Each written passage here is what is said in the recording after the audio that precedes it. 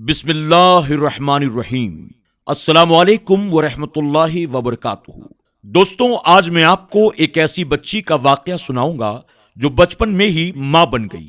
वाकया शुरू करने से पहले आप तमाम से गुजारिश है, आप हमारे चैनल को जरूर सब्सक्राइब कर दें और वीडियो को लाइक लाजमी करें।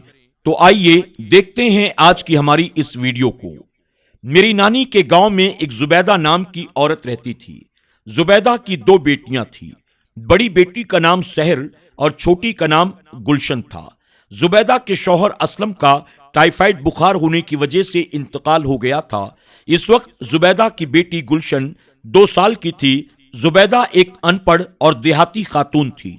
शौहर की वफात के बाद वो अपने मायके चली गई और जुबैदा के माँ बाप भी आखिर कितनी देर तक अपनी बेटी जुबैदा और उसकी बेटियों का बोझ उठाते।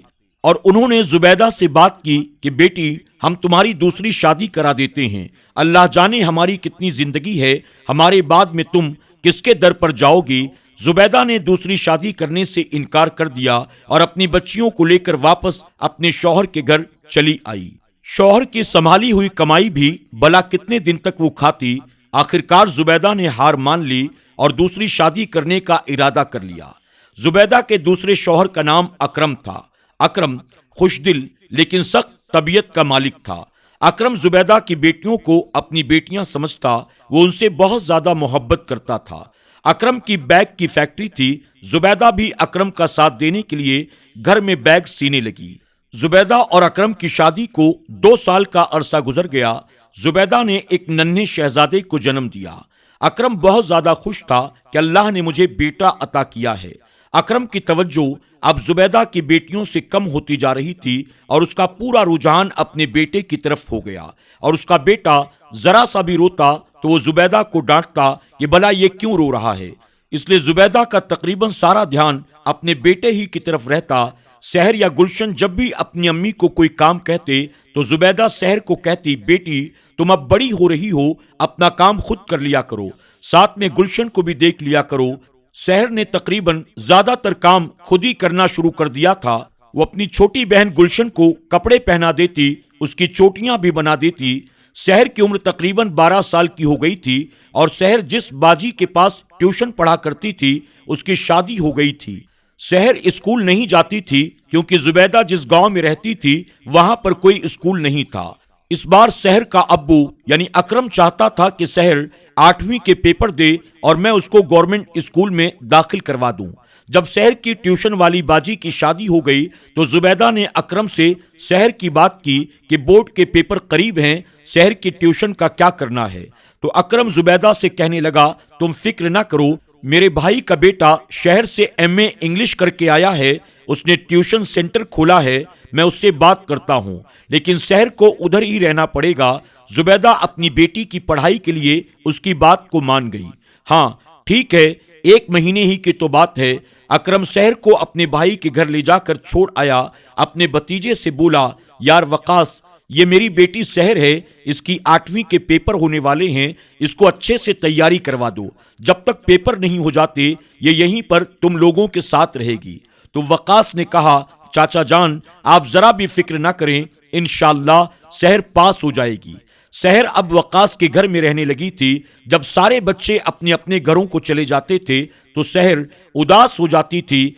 वो रोजाना अपनी अम्मी से फोन पर बात करती और अम्मी से कहती कि अम्मी मेरा यहाँ दिल नहीं लगता, मुझे घर वापस ले जाएं। उसकी अम्मी कहती, बेटा कुछ दिनों ही की तो बात है, फिर तुमने घर ही तो वापस आना है। सहर को वकास के घर में रहने का ये फायदा था कि जब भी वो चाहती अपनी पढ़ाई के लिहाज से कुछ भी वकास से पूछ सकती थी। एक दिन रात के 11 बजे का वक्त था। सहर को हिसाब का एक सवाल समझ में नहीं आ रहा था तो वो वकास के कमरे में चली गई और बोली, भाई वकास ये सवाल मुझे समझा दो। तो वकास बोला, अच्छा ठीक है। सहर वकास के पास जाकर बैठ गई। वकास सहर से तकरीबन 12 साल बड़ा था। जब सहर वकास के पास आकर बैठी तो वकास ने सहर के साथ छेड़खानी शुरू कर दी और सहर उठकर वहां से अपने कमरे में चली गई। अगले दिन सहर ने अपनी अम्मी को फोन किया, अम्मी मैं आपके पास आना चाहती हूँ, मैं आपके बगैर उदास हो गई हूँ। जुबैदा बोली, अच्छा मैं तुम्हारे अब्बू से बात करती हूँ। अगले दिन फिर सहर बच्चों के होते हुए वकास के पास गई तो تو वकास ने फिर उसका हाथ अपने हाथ में पकड़ लिया और उसके बालों को सहलाने लगा। सहर एकदम से पीछे हट गई। आज रात में फिर सहर ने अपनी अम्मी को कहा, अम्मी अब्बू को बोलें कि मुझे वो यहाँ से ले जाएं, मेरा यहाँ दिल नहीं लग रहा है। सहर जब भी अपनी अम्मी को फोन करती थी, अपनी अम्मी से खुलकर बात नहीं कर पाती थी, क्योंकि वकास उसके आसपास ही खड़ा होता था। जुबैदा ने फिर अकरम को कहा, जाएं सहर को ले आएं, वो बहुत उदास हो गई है, काफी दिन भी हो गए हैं, वो भी तो एक बच्ची है ना। अच्छा, आज फैक्ट्री से वापसी में उसे ले आऊंगा।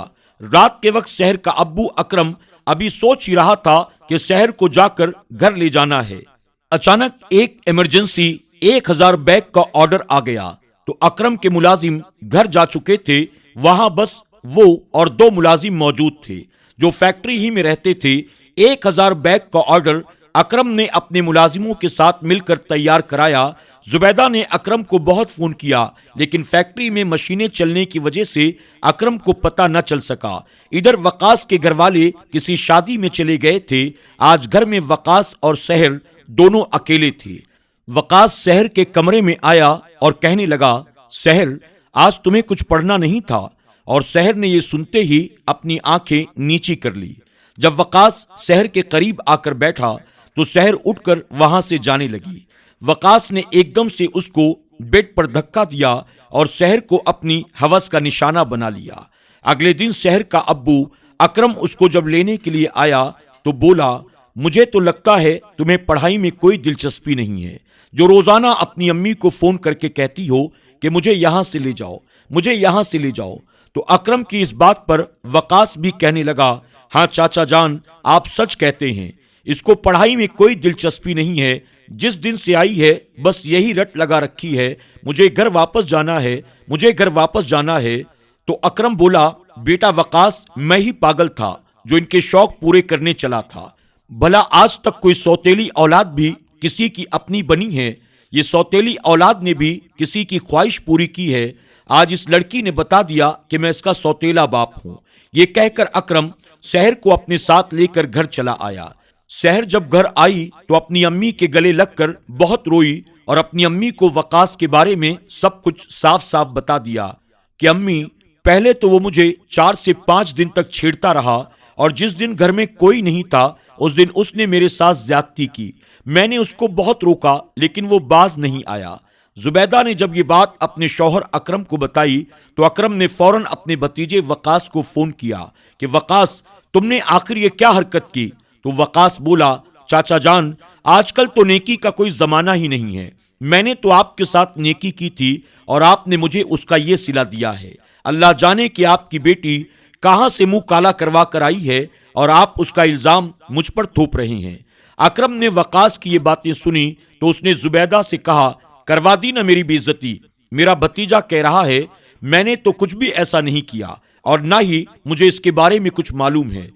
फिर अकरम अपनी बेटी सहर को कहने लगा, ऐसा कुछ भी नहीं है, ये सब बस सहर के ना पढ़ने के बहाने हैं, ये सब झूठ है। और ये कहकर अकरम ने सहर को 2 थप्पड़ भी दे मारा और बोला, नहीं पढ़ने जाना है तो ना जाओ, कम से कम मेरे भतीजे के ऊपर इतना गंदा इल्जाम तो ना लगाओ। ये कहकर अकरम अपने कमरे में चला गया। सहर अभी 12 साल की बच्ची थी। उसके साथ जो सलूक वकास ने किया था, उसने लफ्ज ब लफ्ज अपनी अम्मी को सब कुछ बता दिया। वक्त गुजरता गया, तकरीबन 5 माह गुजर गए। सहर के जिसामत में काफी फर्क आ गया था। एक दिन सहर की अम्मी ने सहर की हालत खराब देखी तो वो उसे लेकर अस्पताल चली गई। वहां जाकर सहर और उसकी अम्मी को पता चला कि सहर मां बनने वाली है। तो सहर की मां यह सुनकर बहुत परेशान हुई और गुमसुम हो गई। सहर को अपने सीने से लगाकर वो रोने लगी। जुबैदा को वकास पर गुस्सा आ रहा था। वो सोच रही थी कि मैं वकास को नहीं छोड़ूंगी। फिर जुबैदा ने डॉक्टर से कहा, क्या हम इस बच्चे को जाया करवा सकते हैं? तो डॉक्टर ने कहा, नहीं, बच्ची की उम्र काफी कम है, अगर हम ऐसा करेंगे तो माँ और बच्चे दोनों की जान को खतरा है। ये सुनकर जुबैदा बहुत डर गई। घर आकर अकरम को उसने सब कुछ बता दिया तो अकरम बोला, मैं दोबारा अपने भाई और भतीजे से बात करूंगा। पहले ही जब मैंने फोन किया था उसने मेरी कम बेइज्जती नहीं की थी। साथ ही अकरम ने कहा, अब इस लड़की को इस घर में हम नहीं रख सकते हैं। زبیدہ اور سحر یہ سن کر رونے لگے۔ زبیدہ کہنے لگی، نہیں ایسا نہ کرو اکرم، تمہاری مہربانی ہوگی، مجھ سے میری بچی کو دور نہ کرو، وہ اس حالت میں آخر کہاں جائے گی، اسے میں اکیلا نہیں چھوڑ سکتی ہوں، اکرم تمہاری مہربانی، پلیز ایسا نہ کرو۔ اکرم کہنے لگا، زبیدہ اگر تم چاہتی ہو کہ سحر زندہ رہے تو اسے اس گھر سے جانا ہی ہوگا، میں لوگوں کی باتیں نہیں سن سکتا ہوں، جب لوگوں کو پتہ چلے گا تو لوگ مجھے ہی برا بھلا کہیں گے سوتیلا باپ تھا، دکھا دی نا اپنی اوقات۔ ہم سب کے لیے بہتر یہی ہے کہ سحر اس گھر سے چلی جائے، اور اس میں سحر کی بھی بھلائی ہے۔ پھر اکرم سحر کو اپنی خالہ کے گھر لے گیا۔ اکرم کی خالہ کہنے لگی، بھلا میں اس بدنامی کے ڈھیر کو اپنے گھر میں کیوں رکھوں، لے جا یہاں سے۔ ارے بھائی لوگ مجھ سے پوچھیں گے یہ کون ہے تو میں کیا بتاؤں گی، میری بھی کوئی عزت ہے کہ نہیں، اور ویسے بھی میرا تو اس کے ساتھ کوئی رشتہ ناتا بھی نہیں ہے، تم تو پھر بھی اس کے باپ لگتے ہو، جب تم باپ ہو کر اسے اپنے ساتھ اپنے گھر میں نہیں رکھ سکتے ہو تو پھر بھلا میں اسے اپنے گھر میں کیسے رکھوں، لے جاؤ اپنی بیٹی کو یہاں سے۔ آخرکار اکرم سحر کو واپس اپنے گھر لے آیا۔ زبیدہ کو بولا، اس کا بچہ ضائع کروا دو۔ زبیدہ یہ سن کر رونے لگی۔ اکرم کو کہتی ہے، میں آپ کو پہلے ہی بتا چکی ہوں، اگر یہ بچہ ضائع کروایا تو سحر کی جان کو خطرہ ہے۔ زبیدہ نے سوچ لیا تھا اکرم کچھ کرے یا نہ کرے، لیکن میں اپنی بیٹی کو انصاف دلا کر رہوں گی۔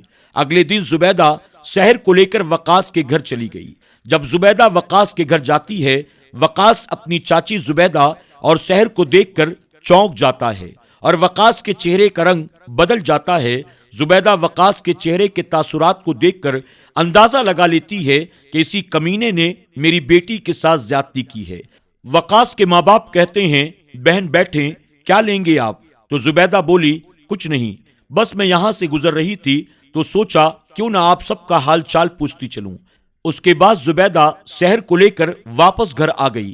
زبیدہ کے ذہن میں کچھ چل رہا تھا، پتہ نہیں وہ کیا تھا۔ اگلے دن زبیدہ وقاص کو فون کرتی ہے اور کہنے لگتی ہے، میں تم سے ملنا چاہتی ہوں۔ جب وقاص اپنی چاچی زبیدہ کے گھر آتا ہے تو زبیدہ بڑے پیار سے وقاص سے بات کرتی ہے، وقاص بیٹا یہ سحر تمہاری امانت ہے، تم اس سے شادی کر لو، اسے اپنے ساتھ اپنے گھر لے جاؤ۔ لیکن وقاص آگے سے غصے میں کہتا ہے، چاچی آپ کسی اور کا الزام مجھ پر تھوپ رہی ہیں۔ تو زبیدہ بھی غصے میں کہتی ہے، یہ کسی اور کا الزام نہیں بلکہ تمہارا اپنا گناہ ہے، تمہیں یہ قبول ہی کرنا ہوگا، یہ گناہ تم نے کیا ہے، بولو تم نے میری بیٹی کے ساتھ زیادتی کی ہے کہ نہیں، ورنہ میں سب کو بتا دوں گی۔ زبیدہ اپنے موبائل میں یہ ساری باتیں ریکارڈ کر رہی تھی، لیکن اس کے بارے میں وقاص کو کچھ بھی پتا نہ تھا۔ پہلے تو وقاص ماننے کو تیار نہیں تھا، پھر اچانک غصے سے بولا، ہاں میں نے تمہاری بیٹی کے ساتھ زیادتی کی ہے، بولو کیا کرو گی؟ میں تو لڑکا ہوں نا، میری تو کہیں نہ کہیں شادی ہو جائے گی، لیکن تمہاری بیٹی کی بدنامی ہوگی وہ الگ، اور تمہاری بیٹی کے ساتھ پھر شادی کون کرے گا؟ جاؤ جا کر بتا دو سب کو، بول دو سب کو، میں نے تمہاری بیٹی کے ساتھ زیادتی کی ہے، میں نے اس کے ساتھ زنا کیا ہے۔ یہ کہہ کر وقاص واپس جانے کے لیے جیسے ہی مڑتا ہے، زبیدہ کو وقاص کی بات سن کر بہت زیادہ غصہ آتا ہے، اور زبیدہ پیچھے سے وقاص کی گردن پر چھری مار دیتی ہے، اور وقاص اسی وقت زمین پر گرتا ہے اور تڑپ کر موت کے گھاٹ اتر جاتا ہے۔ اس کے بعد زبیدہ اپنی بیٹی کو ساتھ لے کر اپنی بہن کے گھر آ جاتی ہے، اپنی بہن کو اپنی بیٹی کی ساری دکھ بھری کہانی سناتی ہے۔ زبیدہ کی بہن جب یہ سنتی ہے اسے بہت دکھ ہوتا ہے، وہ زبیدہ کی بیٹی کو اپنے گھر رکھ لیتی ہے۔ اس کے بعد پولیس زبیدہ کو وقاص کے قتل کے جرم میں گرفتار کر لیتی ہے۔ اکرم کو جب یہ باتیں معلوم ہوئی تو وہ زبیدہ سے تھانے میں ملنے کے لیے آتا ہے۔ جب زبیدہ سے ملاقات ہوئی تو اس سے کہتا ہے، زبیدہ تم نے یہ سب کیا کیا؟ تو زبیدہ اپنے موبائل کی وہ ریکارڈنگ اکرم کو سناتی ہے، تو اکرم کہتا ہے، اگر تم مجھے بتا دیتی تو یہ سب کچھ میں خود ہی کر لیتا۔ تو زبیدہ بولی، آپ کو بتایا تو تھا لیکن آپ نے کچھ بھی نہیں کیا، مجھے اپنی بیٹی کی بہت تکلیف تھی، اس لیے اپنی بیٹی کو انصاف دلانے کے لیے یہ سب میں نے کیا۔ تھانے کے انسپکٹر نے زبیدہ کی ریکارڈنگ سنی تو اسے بھی یہ سن کر بہت دکھ ہوا۔ پھانسی اور عمر قید کے بجائے زبیدہ کو 10 سال کی سزا ہو گئی۔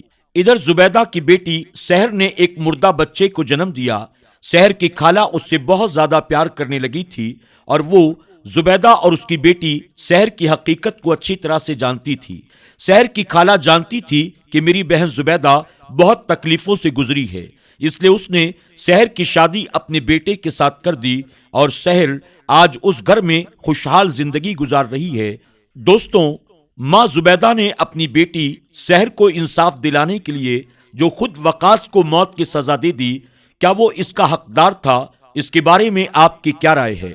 کمنٹ باکس میں جا کر ضرور کمنٹ کریں، اور ساتھ ہی آج کی اس ویڈیو کے بارے میں آپ کی کیا رائے ہے کمنٹ باکس میں یہ بھی لکھیں۔ آپ نے ہمارے ویڈیو کو اگر لائک نہیں کیا تو ابھی لائک کر لیں۔